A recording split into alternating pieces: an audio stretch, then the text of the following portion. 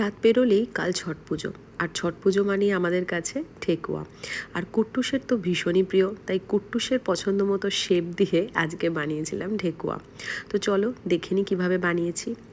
প্রথমে একটা মিক্সিং বোলে নিয়ে নিয়েছি হাফ কাপ সুজি, ওই একই কাপের নিয়ে নিলাম 1 কাপ আটা, 1 কাপ ময়দা দিয়ে সমস্তটা ভালোভাবে ফার্স্টে মিশিয়ে নিলাম। তারপর দিয়ে দিলাম ড্রাই ফ্রুটস, দিয়ে দিলাম এলাচ গুঁড়ো, মৌরি আর 1 কাপ নারকোল কোড়া দিয়ে খুব ভালোভাবে মিশ্রণটাকে মিশিয়ে নিয়ে তার মধ্যে এবার একটা বোলে নিয়ে নেব 1 কাপ চিনি, ওই একই কাপের হাফ কাপ জল দিয়ে ওটাকে হালকা গুলে রেখে দেবো।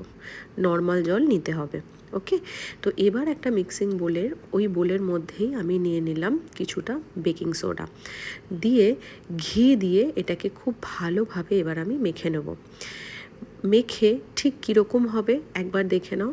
ঠিক হাতে নিলে হালকা টাইট হবে, দেন ওটা ঝুরঝুরে হয়ে যাবে হালকা ভাঙলে, তাহলে বুঝবে ঠিকঠাক ময়ম দেওয়া হয়েছে। এবার ওই চিনির জল দিয়ে অল্প অল্প করে আমাকে পুরো মিশ্রণটা মেখে নিতে হবে। মাথায় রাখতে হবে মিশ্রণটা যেন একদম শক্ত মাখা হয়। দেখতেই পাচ্ছ একদম শক্ত হয়েছে, নরম মাখা হলে কিন্তু ডোটা হবে না। কুট্টুসের পছন্দ মতো কুট্টুসের ভালো মা একটা হাঁস আর স্টার বানিয়ে দিয়েছে। তো এরপরে আমি কি করলাম, বিভিন্ন শেপ দিয়ে স্কোয়ার বানালাম।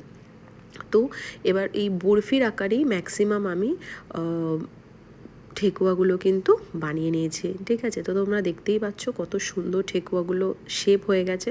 তো কুট্টুস বাবুর জন্য আরও কয়েকটা আমি স্টার শেপ বানিয়ে নিয়েছি, যাতে ওর শেপগুলো দেখলে ভালো লাগে আর ও একটা দুটো খেতে পারে।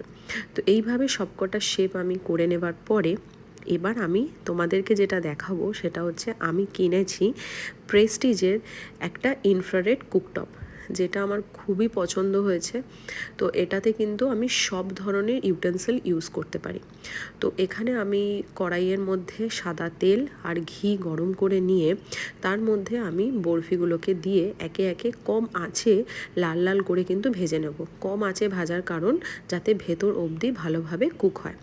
তো এরকম লাল লাল করে ভাজা হয়ে গেলে এবার আমি এক এক করে সবকটা তুলে রাখবো।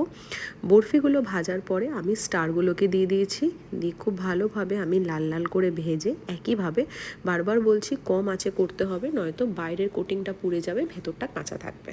তো এইভাবে ভালোভাবে সবকটা ভাজা হয়ে গেলে আমি সুন্দর করে সাজিয়ে নিয়েছি। কুট্টুস বাবুর জন্য মাঝখানে হাঁসটা রেখে দিয়েছি।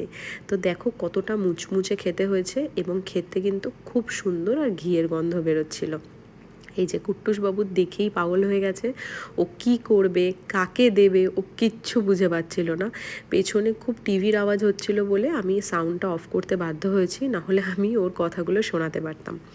একবার নিজে খাচ্ছে, একবার ওর ভালো মাকে খাওয়াচ্ছে, একবার ওর দাদানকে খাওয়াচ্ছে, ও কি করবে ও কিচ্ছু বুঝে পাচ্ছিল না। তো খুব ভালোভাবে ও খেয়েছে, দেখো কত আনন্দ পেয়েছে, তিরিং তিরিং করে লাফাচ্ছে আমার কুট্টুস। ভিডিওটা ভালো লাগলে আমার পেজটা সাবস্ক্রাইব করতে ভুলো না কিন্তু। Thank you.